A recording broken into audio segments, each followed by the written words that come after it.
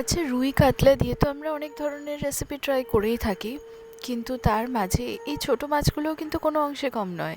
আজকে তোমাদের সাথে শেয়ার করব এই ছোট মাছের একটা খুব সুন্দর রেসিপি। এটা একটু বড় সাইজের পুঁটি মাছ ছিল। প্রথমে আমরা মাছগুলোকে নুন, হলুদ আর অল্প সামান্য সর্ষের তেল খুব ভালো করে মাখিয়ে নেব। আর এটার জন্য চেষ্টা করো একটু বড় সাইজের পুঁটি মাছ ইউজ করার, তাহলে কিন্তু স্বাদটা সত্যি খুব ভালো আসে। এবার এগুলোকে ভেজে নেবো। তার জন্য কড়াই কিছুটা পরিমাণ মতো সর্ষের তেল দিয়ে এক এক করে পুঁটি মাছগুলো দিয়ে দেব। ফ্লেমটা লো টু মিডিয়ামে থাকবে এই সময়। আর মিষ্টি মাছ যেহেতু, খুব ডিপ ফ্রাই করার দরকার নেই। এটা মাছের কালার চেঞ্জ হয়ে হালকা গোল্ডেন হয়ে এলে আমরা তুলে একটা পাত্রে আলাদা করে নেব। এবার কড়াইতে আমরা ফোড়নের জন্য ইউজ করব কালো জিরে সামান্য পরিমাণে। আর আমরা এদিকে একটা পেস্ট রেডি করে নেব। সর্ষে বাটার, কালো সর্ষে আর সাদা সর্ষে সম পরিমাণে মিশিয়ে একটা পেস্ট রেডি করতে হবে। দেন সেটাকে আমরা এভাবে জলে গুলে নিয়েছিলাম। এবার কড়াইতে তেলটা গরম হয়ে এসছে। এবার আমরা কড়াইতে ওই গুলে রাখা সর্ষে বাটার পেস্টটা অ্যাড করে দেবো, কিন্তু এটা অবশ্যই আমরা ছেঁকে ইউজ করব।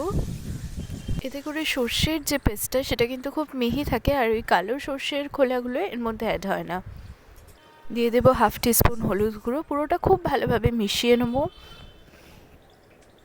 এটা একবার ফুটে গেলে আমরা দিয়ে দেবো ভেজে রাখা পুঁটি মাছগুলো। মাছগুলো দেওয়ার পর পুরোটা খুব ভালোভাবে আবারও একবার মিশিয়ে নেবো। এটা মাছ দেওয়ার পরে দুটো বয়েল আসবে। এটা ফুটতে থাকুক, ততক্ষণে আমরা রেডি করে নেব ধনে পাতা, কাঁচা লঙ্কা আর কিছুটা নারকেল গুঁড়ো, যেটা আমাদের এখানে লাগবে।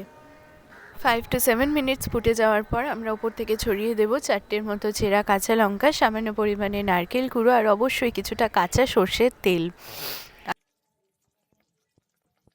দিয়ে আমরা ওই 5 মিনিটসের মতো চাপা দিয়ে রেখে দেবো, যাতে করে নারকেল গুঁড়ো আর কাঁচা লঙ্কার পুরো ফ্লেভারটা পুরোটার মধ্যে খুব ভালোভাবে অ্যাবজর্ব করে নিতে পারে।